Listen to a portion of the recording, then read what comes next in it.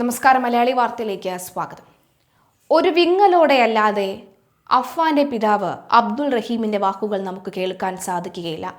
മനസ്സിലേറെ ഭാരം തോന്നുന്ന തരത്തിലാണ് അദ്ദേഹത്തിൻ്റെ വർത്തമാനം. കാരണം അദ്ദേഹം പറയുന്നത് അദ്ദേഹത്തിൻ്റെ ഇപ്പോഴത്തെ മാനസികാവസ്ഥ, അതിനെക്കുറിച്ച് ആലോചിക്കുമ്പോൾ ശത്രുക്കൾക്ക് പോലും ഈ ഒരു ഗതി വരരുതേ എന്ന് നമ്മൾ ആഗ്രഹിച്ചു പോവുകയാണ്. കാരണം അദ്ദേഹത്തിനെ സംബന്ധിച്ച് അദ്ദേഹത്തിന് ശാരീരികമായി മറ്റ് ബുദ്ധിമുട്ടുകളില്ല, പക്ഷേ അദ്ദേഹം കാണുന്ന വേദനകൾ, അതായത് ക്രൂരമായി കൊല ചെയ്യപ്പെട്ട തൻ്റെ ഏറ്റവും അടുത്ത ഇളയ മകൻ, മുൻപിൻ പരിചയമില്ലാത്ത ഫർസാന എന്ന പെൺകുട്ടിയുടെ മരണം, ഉമ്മയുടെ മരണം, സഹോദരൻ്റെ മരണം, സഹോദരൻ്റെ ഭാര്യയുടെ മരണം, ഷെമിയുടെ ആരോഗ്യാവസ്ഥ, ഷെമീന എന്ന ഭാര്യയുടെ ആരോഗ്യാവസ്ഥ, ഇടയ്ക്കിടയ്ക്ക് പോലീസുകാർ വിളിക്കുമ്പോൾ ജയിലിൽ പോയി കാണുമ്പോൾ അഫ്വാൻ്റെ മാനസികാവസ്ഥ, ഇതെല്ലാം കണ്ട് പോരാത്തതിന് കടക്കാരുടെ നിലവിളി, പലിശക്കാരുടെ ബഹളം, ബന്ധുക്കൾ അവഗണിക്കുന്നു, ബന്ധുമിത്രാദികൾ ആരും തന്നെ അദ്ദേഹത്തിൻ്റെ കൂടെ ഇല്ല.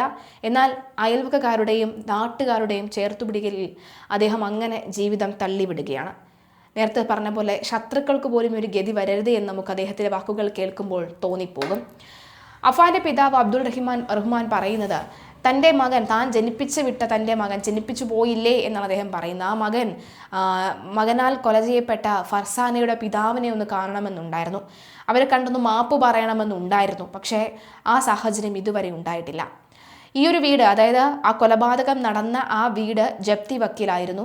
ആ വീട് തൻ്റെ പക്കലുണ്ടായിരുന്ന മറ്റു കുറച്ച് സ്ഥലം വിറ്റ് ആ വീട് ജപ്തിയിൽ നിന്നും വാങ്ങി അത് മാറ്റിയിട്ടുണ്ട്. ഇപ്പോൾ ഈ വീട്ടിൽ വന്ന് താമസിക്കാം, പക്ഷേ ആ ഒരു മാനസികാവസ്ഥ ഇപ്പോഴും ഉണ്ടായിട്ടില്ല. കൊല്ലം ചിതറയിൽ ഒരു മുറി കെട്ടിടത്തിലാണ് ഇപ്പോൾ മലക്കറി വിറ്റ്, അതായത് പച്ചക്കറി വിറ്റാണ് അവർ ജീവിക്കുന്നത്. ആ പച്ചക്കറി കടയിൽ തന്നെയാണ് അവർ ഭക്ഷണം കഴിക്കുന്നത്, കിടക്കുന്നത്, ഉറങ്ങുന്നത് എല്ലാം ആ ഒരു മുറിയിൽ തന്നെയാണ്. ഈ ഒരു വലിയ വീട്ടിൽ വന്ന് താമസിക്കാം, പക്ഷേ ഇപ്പോഴും ആ ഒരു മാനസികാവസ്ഥ വന്നിട്ടില്ല. താൻ ജീവിതത്തിൽ ഏറ്റവും കൂടുതൽ ഒറ്റപ്പെടുമ്പോൾ, ഏറ്റവും കൂടുതൽ വേദന തോന്നുമ്പോൾ, ഭാരം തോന്നുമ്പോൾ താൻ ഈ വീട്ടിൽ വന്ന് അങ്ങനെ ഒറ്റയ്ക്കിരുന്ന് പൊട്ടിക്കരയും എന്നാണ് പറയുന്നത്. മക്കളുടെ ഓർമ്മ, നല്ല നല്ല ഓർമ്മകൾ ഈ വീട്ടിലുണ്ടായിരുന്നു. ആ ഓർമ്മകളൊക്കെ ഞാനിങ്ങനെ ആലോചിക്കും. ഈ വീട്ടിൽ ഇപ്പോൾ ലൈറ്റ് കാണുമ്പോൾ അപ്പുറത്തും ഇപ്പുറത്തുമുള്ള ആളുകൾ വന്ന് ആശ്വസിപ്പിക്കും എന്നാണ് പറയുന്നത്.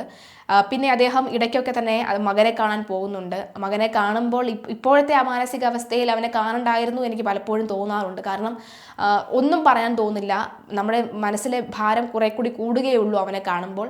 എപ്പോഴും ഫർസാനെക്കുറിച്ച് ചോദിക്കും, അഫ്വാൻ്റെ അനിയനെക്കുറിച്ച് ചോദിക്കും, അതുപോലെ തന്നെ പാലോട്ടുമ്മയെക്കുറിച്ച് ചോദിക്കും. എപ്പോഴും ഇത് തന്നെയാണ് ചോദ്യം. ഇവരുടെ പേര് പറഞ്ഞ് എപ്പോഴും പൊട്ടി കരയുന്ന അഫ്വാനെയാണ് കാണാൻ സാധിക്കുന്നത്.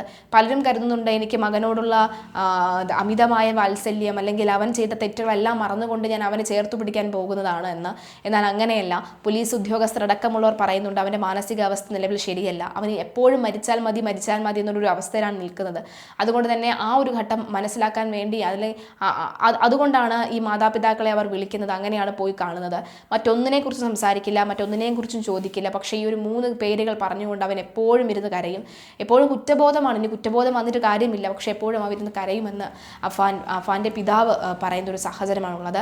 കടക്കാർ ഒരുപാട് പേര് വിളിക്കുന്നുണ്ട്, പലിശക്കാർ ഒരുപാട് പേര് വിളിക്കുന്നുണ്ട്. പക്ഷേ നിലവിൽ എൻ്റെ സാഹചര്യം 1 രൂപ പോലും എടുത്ത് അവർക്ക് കൊടുക്കാൻ പറ്റാത്തൊരു സാഹചര്യമാണ് എന്നാണ് അത് പറയുന്നത്. പക്ഷെ മറ്റൊരു കാര്യം, ഷെമീന ഇതുവരെയും എന്തിനാണ് ഇത്രയും വലിയ രൂപ ചെലവഴിച്ചത് എന്നതിനെക്കുറിച്ച് ചോദ്യത്തിന് ഉത്തരം ഇതുവരെയും നൽകിയിട്ടില്ല എന്ന കാര്യവും അദ്ദേഹം വെളിപ്പെടുത്തിയിട്ടുണ്ട്. ഷെമീന ഒരു കാരണവശാലും ഒന്നും പറഞ്ഞിട്ടില്ല ഇതുവരെ എന്ന് പറയുന്നു. മറ്റൊന്ന്, ബന്ധുക്കൾ, ഏറ്റവും അടുത്ത ബന്ധുക്കൾ ഒറ്റപ്പെടുത്തുന്ന സാഹചര്യമാണ് ഉണ്ടാകുന്നത്.